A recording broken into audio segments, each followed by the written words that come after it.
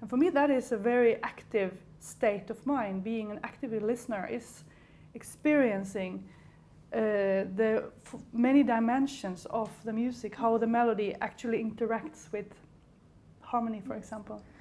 And I should say, so Annabel and I really bounced back and forth to develop this whole concept. And then when she told me about this thing with context, I'm like, yes, this is exactly what happens when we eat and drink. Yes, so it keeps traveling away from the center. And then something extraordinary happens. He travels so far in these harmonies, and you probably have experienced this moment here. It's like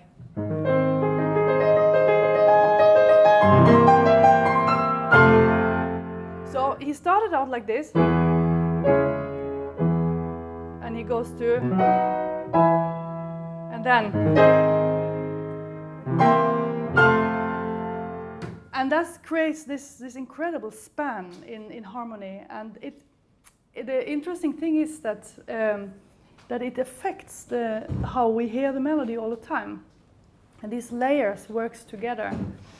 It's like a journey. Yes. Yeah. And speaking of that, now you will get to taste some beer.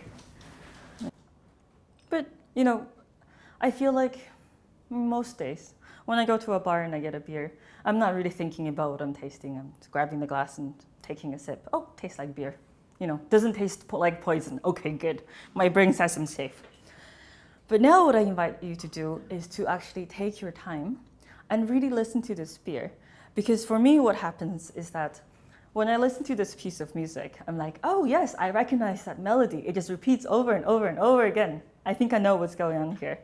And I think that's a bit like if you just drink this beer without really thinking about it. You just take a quick sip, and then you're like, oh, tastes like beer. Okay, what else is there? So now, I will try to introduce some wine tasting technique while tasting the beer. So first, I invite you to smell the beer.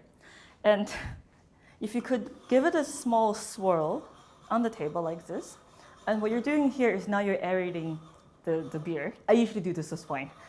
So you want to aerate the beer because then you're agitating the volatile compounds in the beer, and that makes it easier to smell. And the way that I want you to smell the beer is to hold the glass at a 45-degree angle and smell from the very top so that your nose is forming an orthogonal line with the surface. And for me, it's actually easier to smell if I also open my mouth. I'm being very unorthodox here. Because I think what happens is that if I can smell through both of my nostrils and also through retronasal olfaction in the back of the throat, I'm getting double the aroma compounds.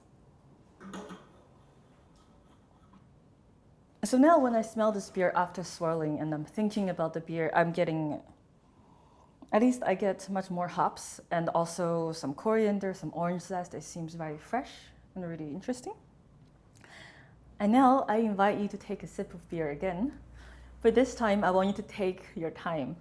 And I really mean take your time, like spend 15, 20 seconds. Hold the beer in your mouth. And again, this is wine tasting technique, which is probably very unorthodox. But hold the beer in your mouth, move it around. What I want you to pay attention to is how the flavor of the beer actually changes in your mouth over time. Because so often we just put the beer in the mouth, swallow, and then that's the end of the story. But actually what happens is that if you really pay attention to how the beer changes in the mouth, it goes from citrus, and then slightly you get more and more hops. The bitterness increases, this kind of slight acidity also increases, up until you swallow. And then once you swallow, wait for 5 to 10 seconds, and then you'll slowly feel that this initial citrus note comes back. A bit like how the music harmonically goes from home to further and further and further away from home, and then after a while, it goes back.